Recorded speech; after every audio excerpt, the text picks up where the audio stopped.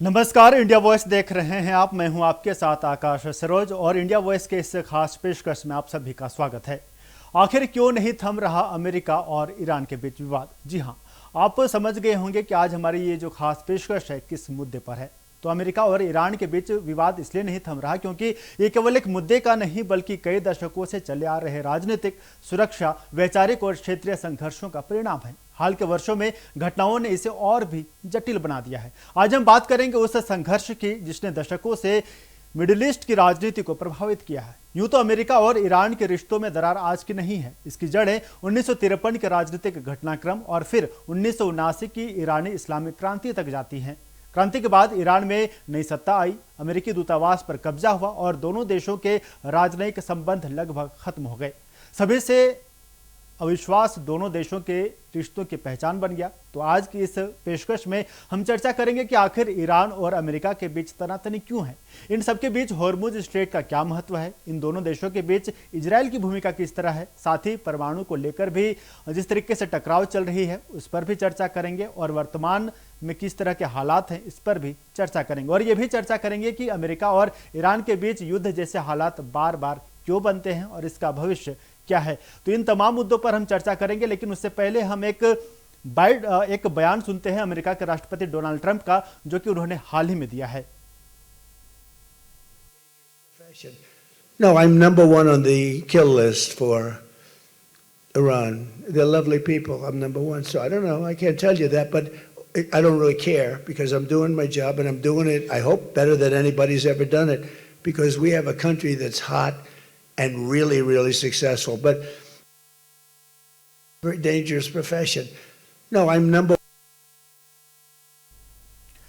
तो चलिए देखिए, अमेरिका और ईरान के बीच लगातार कई महीनों से तनातनी की स्थिति देखी जा रही है और इस बीच कई बार सीज फायर का भी ऐलान किया गया। और अभी आपने अमेरिका के राष्ट्रपति डोनाल्ड ट्रंप को सुना, उन्होंने कहा कि ईरान की हिट लिस्ट में मेरा नाम है, क्योंकि जिस तरीके से तनातनी की स्थिति देखी जा रही है। सीज फायर का भी ऐलान किया, लेकिन सीज फायर को कई बार तोड़ते दोनों देश नजर आए और कई बार एक दूसरे पर बम से हमला करते भी नजर आए। और इस बीच जो डोनाल्ड ट्रंप का ये जो बयान था, ये हाल का बयान था, ये कल ही इन्होंने बयान दिया था और अपने बयान में ये भी कहा था कि वो ये भी नहीं कह सकते कि आगे क्या कुछ होगा, लेकिन वो सबसे अच्छे राष्ट्रपति हैं और राष्ट्रपति का काम जो है वो काफी हेक्टिक होता है। और साथ ही उन्होंने ये भी कहा कि वो कभी भी ईरान पर हमला कर सकते हैं। तो देखिए, हम आपको ग्राफिक्स के माध्यम से हम आपको बताना चाहेंगे कि आखिर ये जो इसकी टाइमलाइन क्या क्या है, कैसे कैसे हुआ। तो 28 फरवरी 2026 से इसकी शुरुआत होती है, जहां पर ऑपरेशन एपिक फ्यूरी की शुरुआत होती है अमेरिका की तरफ से। और इस अभियान के तहत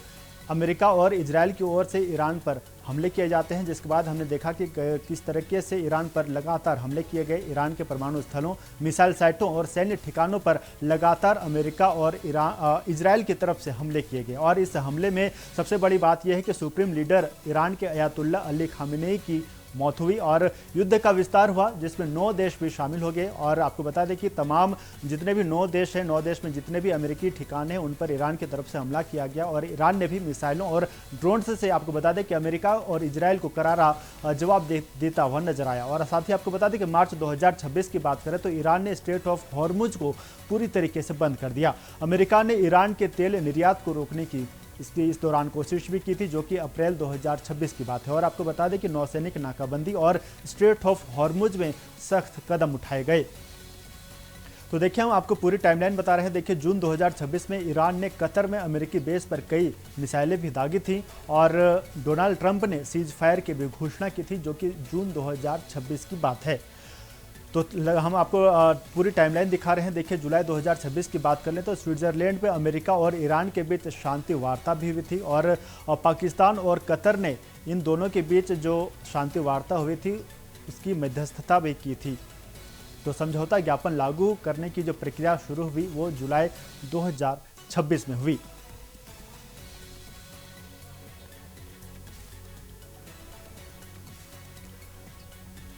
तो देखिए, हम पूरी आपको टाइमलाइन दिखा रहे हैं। ये फरवरी 2026 से ईरान और अमेरिका के बीच जो वो तनातनी, हालांकि ये तनातनी आज की नहीं है, ये कई दशक पुरानी है, लेकिन 2026 फरवरी से 28 फरवरी से जब ईरान पर अमेरिका ने हमला किया और इस हमले में जो ईरान के सुप्रीम लीडर हैं उनकी मौत हो जाती है इसके बाद ये तनातनी और भी बढ़ जाती है और इस बीच कई बार मध्यस्थता भी हुई। पाकिस्तान और कतर ने मध्यस्थता की, शांति वार्ता भी हुई, लेकिन इस शांति वार्ता सीज फायर के बाद भी कई बार हमले किए गए।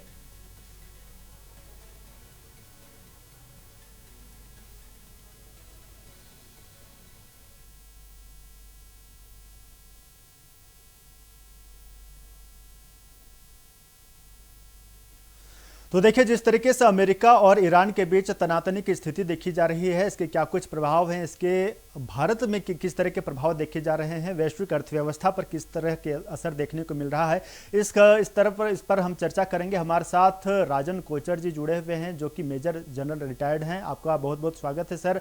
और साथ ही हमारे साथ हेमंत गुप्ता जी जुड़े हैं, जो कि जियो पॉलिटिकल एनालिस्ट हैं। सर, आपका भी बहुत बहुत स्वागत है इंडिया वॉइस में।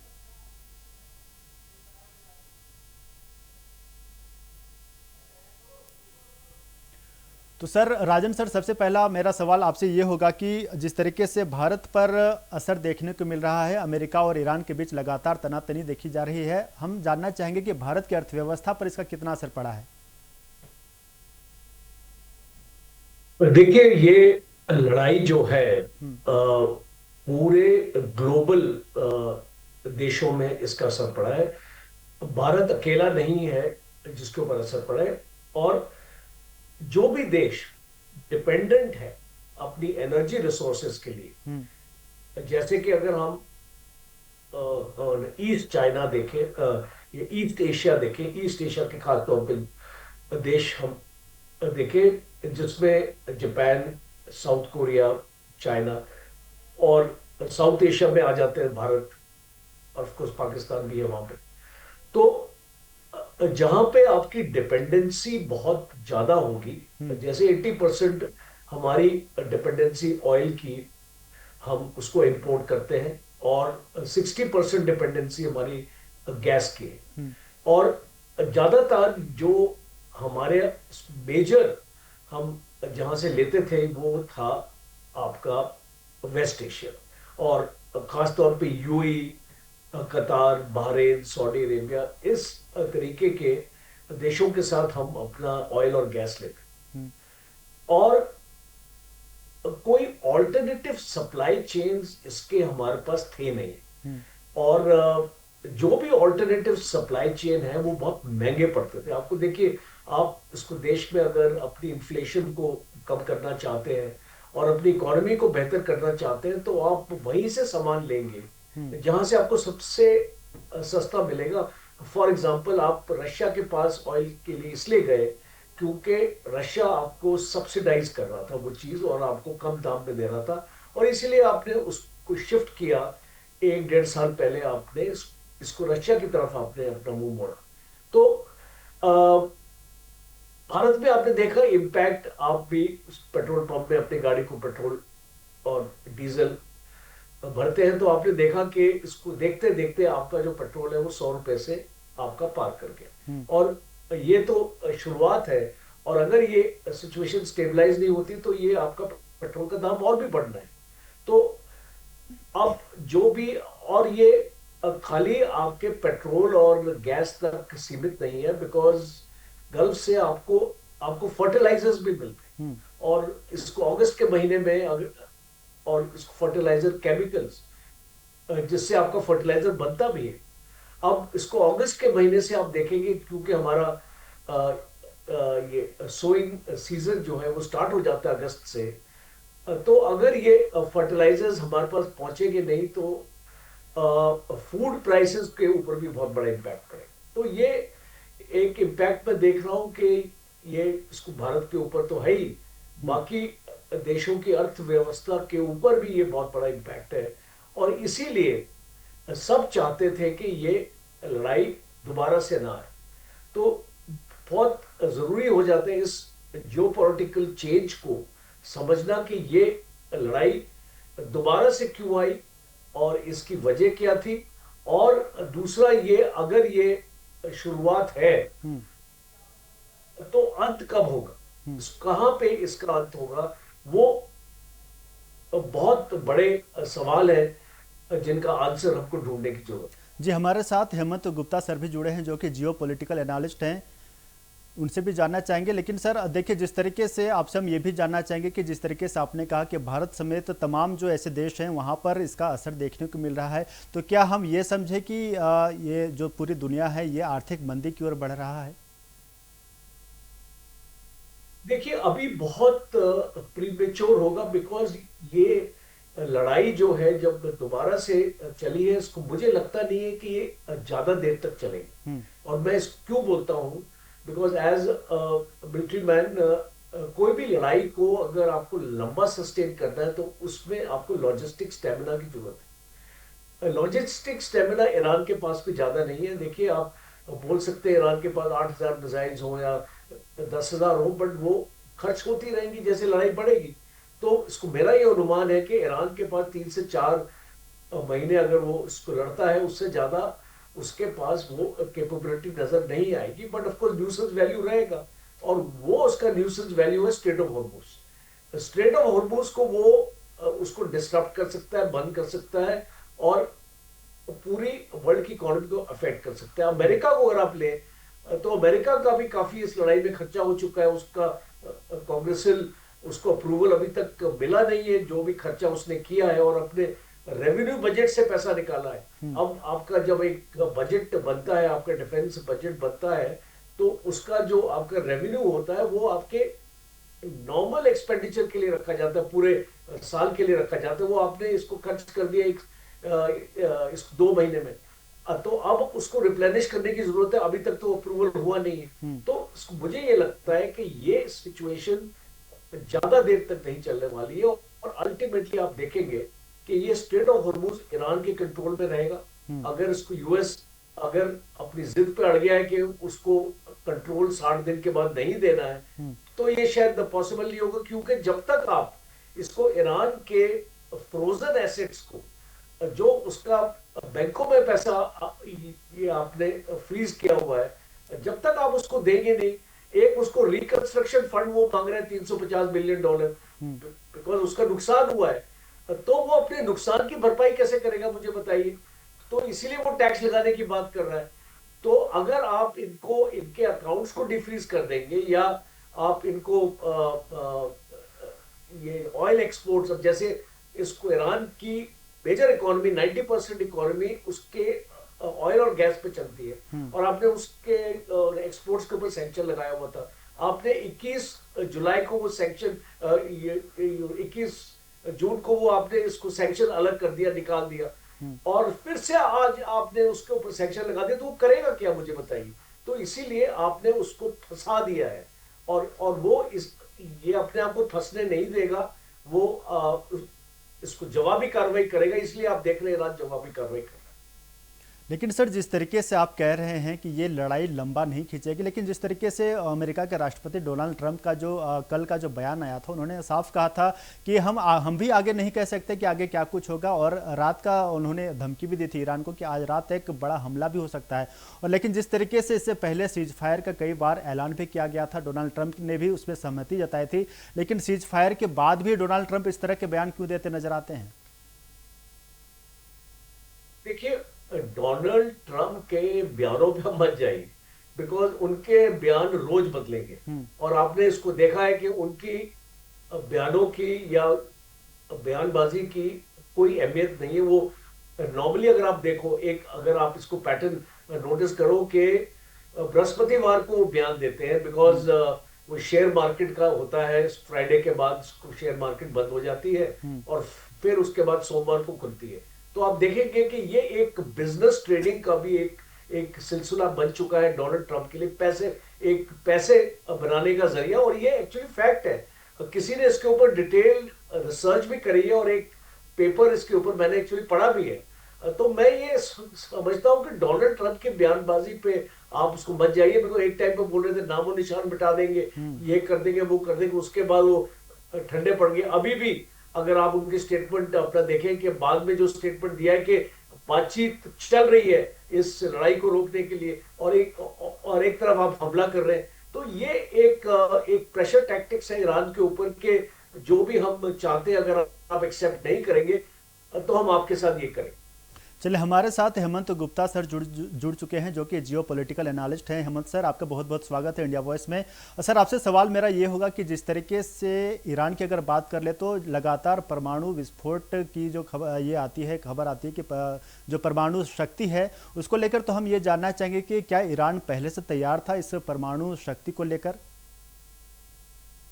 देखिए, ये आज की बात नहीं है। ईरान जो है तो बहुत पहले से ये काम कर रहा है। और जो प्रॉब्लम क्या है कि ईरान का जो जो ये जो क्रांति आई उसके बाद जो इनका जो 1957 से ये काम चल रहा था ईरान, और इसको लेकर के वो अपना वैश्विक स्तर पर जो है तो काम कर रहा था। ये चाहता था कि जो इराक से के साथ जो इनका युद्ध हुआ था उसके बाद ये चाहते थे कि हम परमाणु से मतलब संसाधन को हासिल कर ले, जिसको कहे पूरी तरह से।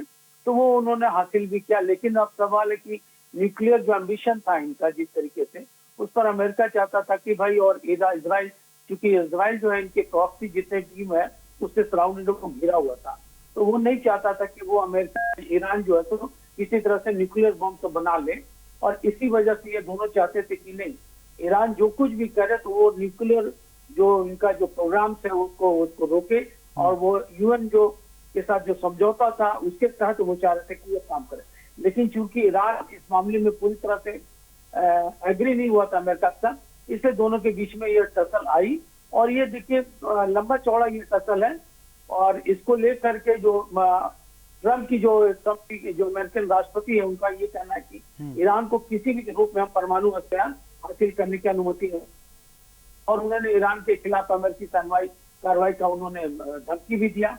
और इधर जो स्ट्रेट ऑफ हॉर्मुज था उसको लेकर के दुनिया का देखिए 20% जो तेल जो है वो यहाँ से इस मार्ग से जाता था। इसको कहिए कि इंटरनेशनल जो रूट करते हैं समुद्र जो अंतर्राष्ट्रीय व्यापार के लिए, तो उस पर ईरान चाहता कि उसका हमेशा कब्जा बना रहे, और अमेरिका चाहता था कि वो कब्जा वहां से हटे। इसका इम्पैक्ट था कि अमेरिका मिडिल ईस्ट में, पश्चिम एशिया में, क्योंकि उसका जो सऊदी अरब है, संयुक्त अरब अमीरात है, तो कई देशों के साथ जहां उनके जो अमेरिकन जो एयरपोर्ट वगैरह उन्होंने जो बना रखे, या उनके जो सैनिकों के जो हवाई अड्डे उन्होंने बना रखे, तो जिसके वजह से ईरान को हमेशा खतरा होता था। इसलिए ईरान उनकी बात को एग्री नहीं कर रहा था, और इसराइल को भी ये खतरा, तो दोनों ने मिलकर के इसके ऊपर ये प्लानिंग करके अटैक किए। तो इसको लेकर के, क्योंकि वहां पर एक्चुअली ट्रम्प का ये कहना था कि हम वहां के जो रिजिम करेंगे, उनके जो सर्वोच्च नेता थे आयतुल्लाह खुमैनी, उनको उन्होंने मार दिया था, मशहद में सुबुत खास भी किया गया है। तो सवाल ये उठता है कि परमाणु कार्यक्रम और मिसाइल जो वैश्विक सुरक्षा और मध्य पूर्व एशिया के कईयों के लिए बड़ा खतरा था, उसको अमेरिका रोकना चाह रहा था। व्यवसायिक जहाजों पर जो हमले जो ईरान के द्वारा जो डर लगाया जा रहा था, और बाद में जो अमेरिका अपने समुद्री बेड़े को लगा करके उसको रोकने की कोशिश की, जिस पर ईरान ने हमला किया, तो ये बड़ा सीज फायर का जो उल्लंघन अगर देखा जाए तो अमेरिका की तरफ से कीजिए। जब अमेरिका ने इस समझौते को किया तो 10 दिन के अंदर जो अमेरिकी सेंट्रल कमांड है ईरान के मिसाइल पर, जिस तरीके से वो एक सिंगापुर के शिप पर उन्होंने अटैक किया जब ईरान के ड्रोन ने, तो अमेरिकन ने, उनके सेंट्रल कमांड ने ईरानी जितने भी सैन्य ठिकाने थे उस पर हमला कर करके इस सीज फायर को तोड़ा। बाद में जब इनके जो सीज फायर हुआ, जो समझौता एमओयू हुआ, तो उसके साथ इनको अमेरिका को उसको रीएडमिनिस्ट्रेशन करने के लिए, रीस्ट्रक्चर खड़ा करने के लिए भी मतलब कंस्ट्रक्शन करने के लिए जो इनके जो सीज थे, जो प्रॉपर्टीज थे, उसके पैसे उनको रिलीज करने थे। लेकिन अमेरिका ने एक शर्त लगा दी कि जब तक वो यूरेनियम वाला समर्थन उसको हैंड ओवर नहीं करेगा, वो पैसे रिलीज नहीं करेगा। और ये मेन मुद्दा हुआ ईरान और अमेरिका के बीच में फिर से सीज वार को तोड़ने। सर, आर्थिक मंदी को लेकर हम आपका ओपिनियन लेना चाहेंगे। जिस तरीके से ईरान और अमेरिका के बीच कई महीने से तनातनी की स्थिति देखी जा रही है, ऐसे में आपको क्या लगता है कि दुनिया के तमाम देश आर्थिक तंगी के शिकार होंगे? वैश्विक स्तर पर अगर अमेरिका और ईरान के भी जो टकराव हुआ है, इसको देख करके देखिए पूरा तेल संसाधन पर नियंत्रण मध्य पूर्व जिसको कहते हैं, तो इसका जो वैश्विक स्तर पर जो प्रभुत्व है वो हॉर्मुज जो स्टेट ऑफ हॉर्मुज है उसके चलते कारण ही है। इस पर ईरान अपना कब्जा बनाए रखना चाहता है। अब इस मामले में आप देखिएगा कि जो ऊर्जा के संसाधन जिसको कहते हैं, जो एनर्जी रिसोर्सेस है और जो वायु पर जो कंट्रोल है, तो ईरान दुनिया का सबसे बड़ा तेल और प्राकृतिक गैस भंडार में से एक है। अमेरिका इस वैश्विक नीति से हमेशा ये काम किया कि जो मध्य पूर्व एशिया है या मध्य पूर्व जो बाजार है, वहाँ तेल बाजार में आपूर्ति लाइन पर वो नियंत्रण करने की कोशिश कर रहा। और क्योंकि अमेरिका का पूरे दुनिया में बिजनेस करने का एक ही स्रोत है डॉलर, जिसकी वजह से दुनिया के सभी देश अमेरिका के अधीन चलते कि अमेरिका अगर अपने डॉलर को जो उसके जो फॉरेन फंड जिसको होता है हर कंट्री के, अगर वो अमेरिका के साथ किसी तरह से उलझन करता है तो अमेरिका उस पर ट्रैफिक लगाएगा या बाधा उत्पन्न करेगा, तो वो पूरे इम्पैक्ट करता है उसके बिजनेस पर किसी भी कंट्री पर। इसीलिए लोग अमेरिका की दादा को मानते। लेकिन ये जो ईरान का युद्ध है उसमें अमेरिका की साख और दाख पर दोनों पर धक्का लगा, क्योंकि स्टेट ऑफ हॉर्मुज जो है तो दुनिया का सबसे महत्वपूर्ण और गैस व्यापार जो रोड जिसको कहते हैं कि इसको मार्ग बोला जाए, तो यहाँ से पूरी दुनिया का बहुत बड़ा एनर्जी गुजरता है। और अमेरिका चाहता है कि अंतर्राष्ट्रीय नियमों के तहत ये खुला रहे, जबकि ईरान चाहता है कि हम उस पर अपना कंट्रोल बने।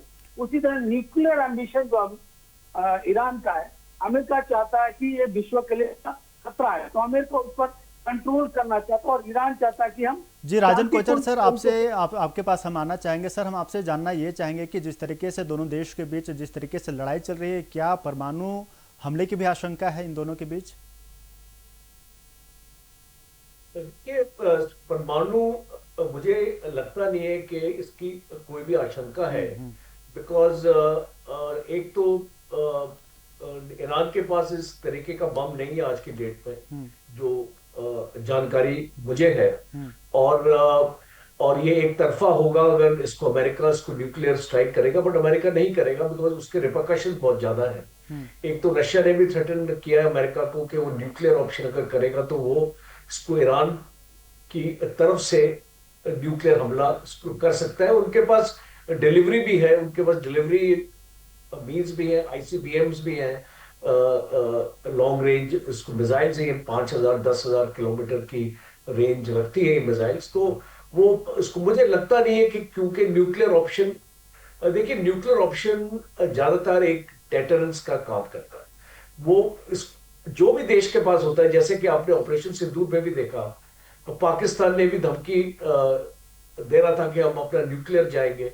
जब JD वैंस ने भारत से बात करी थी कि पाकिस्तान ने अपनी मीटिंग बुलाई है अपने इस न्यूक्लियर अथॉरिटी की कि वो उसके ऊपर डिस्कस कर रहे हैं कि इंडिया के ऊपर हम एक न्यूक्लियर स्ट्राइक हमको करने की जरूरत ना पड़े।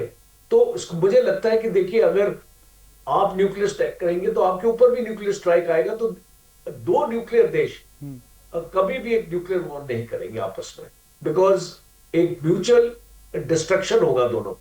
और यहां पर भी हमने देखा, आपने यूक्रेन रशिया की भी वॉर देखी, उसमें भी आपने बीच में देखा था कि ये बातचीत चल रही थी कि रशिया एक न्यूक्लियर स्ट्राइक कर सकते हैं, पर रशिया ने नहीं करी और वो फिर एक तरफा होता, अमेरिका फिर अपनी न्यूक्लियर स्ट्राइक करता रशिया के ऊपर।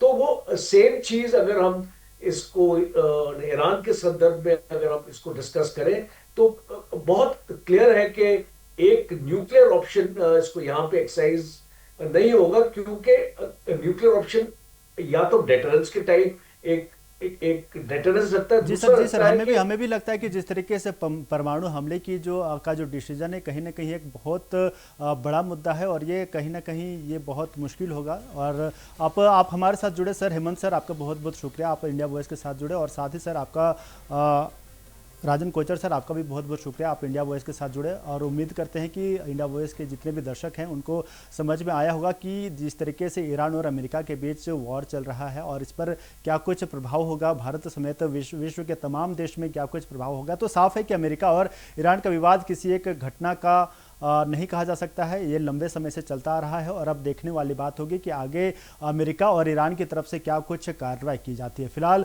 इंडिया वॉइस के इस खास पेशकश में इतना ही। देखते रहिए इंडिया वॉइस। नमस्कार।